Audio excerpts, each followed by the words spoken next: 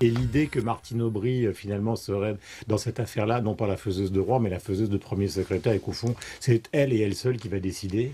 Non, elle a choisi une démarche que je trouve juste et qu'elle a décidé de faire le tour de l'ensemble des dirigeants du Parti socialiste, des cadres, à tous les niveaux. Celui qui a, à côté de Martine Aubry, permis cette rénovation et permet, à mon avis, aujourd'hui le plus grand rassemblement. C'est celui qui était le numéro 2, et donc Harlem Désir. Et donc nous étions tous, d'ailleurs, je crois, les militants et les responsables dans cette idée. Il n'y a pas de raison... Donc pour vous, c'est le successeur naturel. Naturel, et il n'y a pas de raison d'introduire trop de facteurs de division. Mais vous savez qu'il y aura un vote. Là, il y a une certaine confusion, parce que c'est la désignation du premier signataire de la motion la plus importante. Donc qui donne bien sûr beaucoup de chances d'être premier secrétaire. Mais il y aura un vote et il y aura d'autres candidats que moi ou Harlem Désir au poste de premier secrétaire. Ce matin, rien n'est fait, tout est ouvert, mais il y a deux compétiteurs qui sont en situation de l'emporter. Je connais les deux depuis très longtemps. Ce sont deux amis et des responsables politiques de très grande qualité. Mais aujourd'hui, parce qu'il est le numéro 2, parce que il a eu la responsabilité du Parti socialiste au moment des primaires. J'étais moi-même candidat, parce qu'il a à la fois une grande capacité de rassemblement, et c'est un élément tout à fait essentiel, parce que je crois qu'il est très apprécié par les militants, parce qu'il est à la fois capable de mener le Parti socialiste dans la continuité, mais aussi dans la rénovation. Je pense effectivement qu'Harlem Désir est le mieux placé pour ce rassemblement. Il y a ceux qui s'exprime comme Manuel Valls.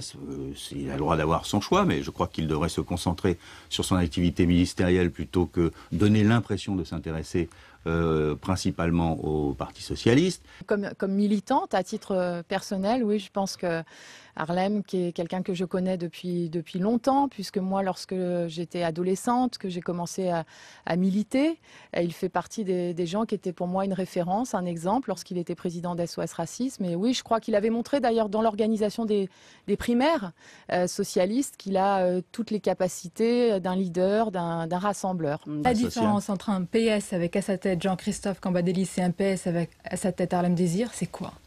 C'est beaucoup de choses. C'est une expérience. Un slogan, ça serait quoi ?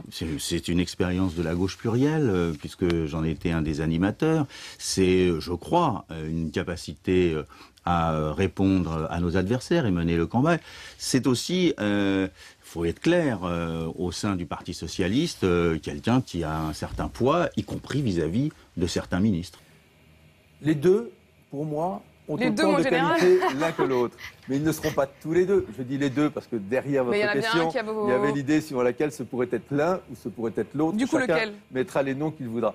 Pour moi, ils ont autant de qualité l'un que l'autre. Ouais, non, mais ça, on dit ça à chaque fois. Vous avez le choix qu'entre deux, alors vous pouvez choisir. Il y en a qui ont choisi. Vous avez toutes les qualités du monde? Non, regardez, Apolline a des qualités que vous n'avez pas. Beaucoup, hein. Et inversement. Eh bien, c'est la même chose. Entre vous deux, je ne choisirai pas. Et je ne choisirai pas entre Harlem Désir et Jean-Christophe Cambadélis.